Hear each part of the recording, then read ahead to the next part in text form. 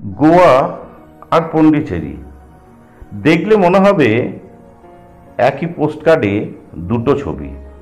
দুটো জায়গায় যেন আপনাকে ডাকে, মুক্তির এক স্বপ্ন নিয়ে।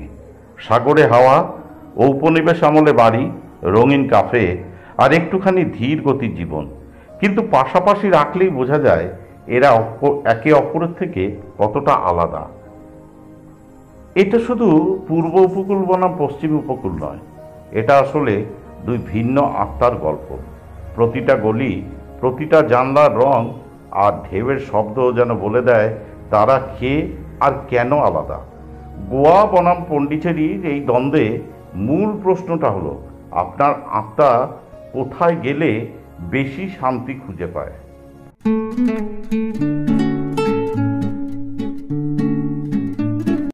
গোয়া সেই অগোছালো উন্মাদনা যা আপনার দরকার। গোয়ার মায়া লুকিয়ে আছে আপনার চোখে।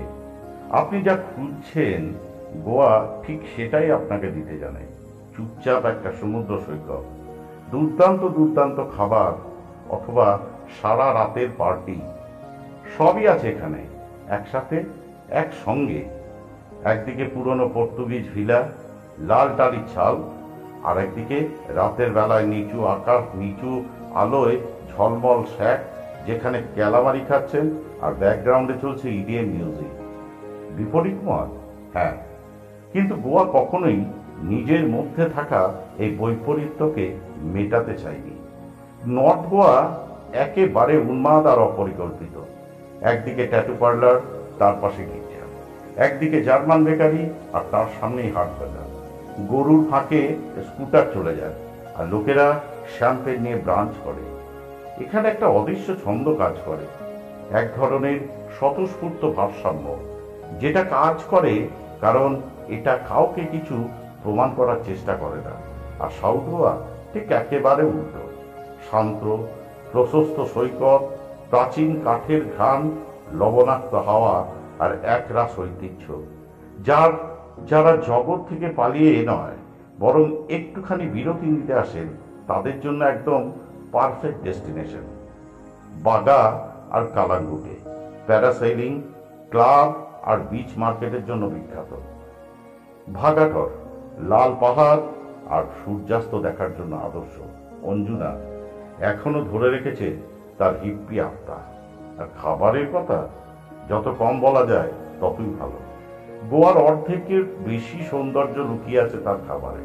প্রন বালচাও, ক্র্যাব জ্যাক জ্যাক আর পক সর্টেল, এক একটা যেন মুখে পড়লেই চোখ বন্ধ হয়ে যায়। বিনায়ক ফ্যামিলি রেস্টুরেন্ট, প্লাস্টিকের চেয়ার, ঝামেলা করা প্লেট, কিন্তু প্রন রাওয়া পাই মনে থাকবে সারা জীবন। গোন পাউডার এখন আর সাইনবোর্ডও লাগে না। দক্ষিণী খাবার এখানে বোল্ড আর নির্ভেজাল। পুসাডা by the beach, chicken 65 chicken 65 আর ফ্রেঞ্চ ফ্রাই একসঙ্গে এত ভালো লাগতে পারে ভাবতেই পারবেন না। গোয়া একেবারে হাইব্রিড ভাষা। কোঙ্কনি ভাষা তার প্রাণ। পর্তুগিজ ছায়া পড়ে সর্বত্র। হিন্দি, মারাঠি আর ইংরাজিতে এখানকার মানুষ দিব্যি মিশে যায়। হ্যাঁ, এবার তো ভাবতেই হবে কিন্তু শোনার পর খরচ হচ্ছে মোটামুটি আপনি ধরে চলতে পারেন নর্থ গোয়ায় যদি থাকেন তাহলে স্যাক আর হোস্টেলে থাকা যায় 700 থেকে 800 টাকায়। আর সাউথ গোয়ার কথা, বিলাসবহুল ভিলা বা রিসর্টে থাকতে হতে পারে। এখানে আপনার প্রতি রাতে মোটামুটি 8 থেকে 10,000 টাকা খরচ হতে পারে। আর খাওয়া দাওয়া মোটামুটি আপনাকে খুব কম করে 200 টাকা থেকে শুরু করে 2000 টাকার মধ্যেও ঘোরাফেরা করে। যোগাযোগের ব্যাপারটা তো সবাই মোটামুটি জানেন। গোয়া আমাদের এখন অধুনা কলকাতা থেকেও গোয়া ট্রেন ছাড়ছে। এছাড়াও আছে দুটি এয়ারপোর্ট, ডাবলিং আর একদম নতুন করেছে মোপা আন্তর্জাতিক বিমানবন্দর। এছাড়া মুম্বাই, পুনে, ব্যাঙ্গালোর থেকে ট্রেন, বাস সহজলভ্য। গোয়ায় পৌঁছানোর পর স্কুটার ভাড়া করে ঘোরা একেবারে গোয়ার কোর্স স্টাইল। এরপরে আসি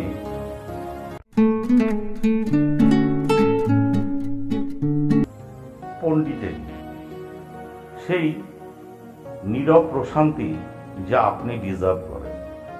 পন্ডিচেরি ধীরে ধীরে খুলে যায়, একটা কি উপন্যাসের মতো, যার পেছনে সারাংশ লেখা নেই। এখানে আছে নীরবতা, ছন্দ আর হালকা হাওয়ায় ভেসে আসা তাজা পাউরুটির গন্ধ। এখানে সব কিছু ঠিকঠাক জায়গায়। বোগেনভেলিয়া গাছটা দেওয়ালে যেভাবে ঝুলে আছে, মনে হবে যেন সেটাই তার ঠিক ঠিকানা। হলুদ ভিলাগুলি শুধু রং নয়, ইতিহাসও ধরে রেখেছে। এখানে কোনো বোট পার্টি নেই, নেই কোনো লাউড স্যাক, কিন্তু সমুদ্রের ঢেউ শুনলে মনে হবে সে আপনাকে ডাকে। শ্রী অরবিন্দের দর্শন এখানে শুধু বুকলেটে নয়, প্রতিটি মানুষের জীবনে। অরবিন্দ শুধু দর্শনীয় স্থান নয়, অনেকে পন্ডিচেরি কোর অভিজ্ঞতার প্রধান কারণ। প্রমনেড বিচ, শান্ত সমুদ্রের ধারে পাথরের হাঁটা পথ, পাশে গান্ধী মূর্তি, পুরনো লাইট হাউস। সেরিনিটি বিচ সত্যি শান্ত, এখানে এখনো সার্ফিংও হয়। অরোভিল বিচ ক্যাসুরিনা গাছে ঘেরা, তরুণদের পছন্দের জায়গা। আর পন্ডিচেরি বাজারে একদম রমরমা, হ্যান্ডমেড ধূপকাঠি, অর্গানিক স্কিন কেয়ার, হাতে বাঁধা নোটবুক। এখানে বাজার মানে শুধু কেনাকাটা নয়, তা এক ধরনের জীবন দর্শন। আর খাবার, পন্ডিচেরির খাবার হচ্ছে সহজ, সাবলীল আর সৌন্দর্যে ভরপুর। মিশন স্ট্রিট, একটা ফিল্টার কফি হতেই পারে আপনার পথরাস। সুগুরু, তামিল ধোসা আর ভেজ মিলে যায় শহরের ধীরে চলা সম্ভব। করমণ্ডল কাফে, ক্রোয়াসা আর চেট্টিনাড কারি একসাথে। ভিলা শান্তি, ফরাসি স্টাইলে স্থানীয় উপকরণে দুর্দান্ত রান্না। ভাষা, তামিল ভাষা কিন্তু এখানকার প্রাণ। ফরাসি ভাষা টিকে আছে পুরনো মানুষ আর সাইনবোর্ডে। ইংরাজি যোগাযোগের প্রধান মাধ্যম। আর খরচ, সেটা তো ভাবতেই হবে মধ্যবিত্তদের জন্য।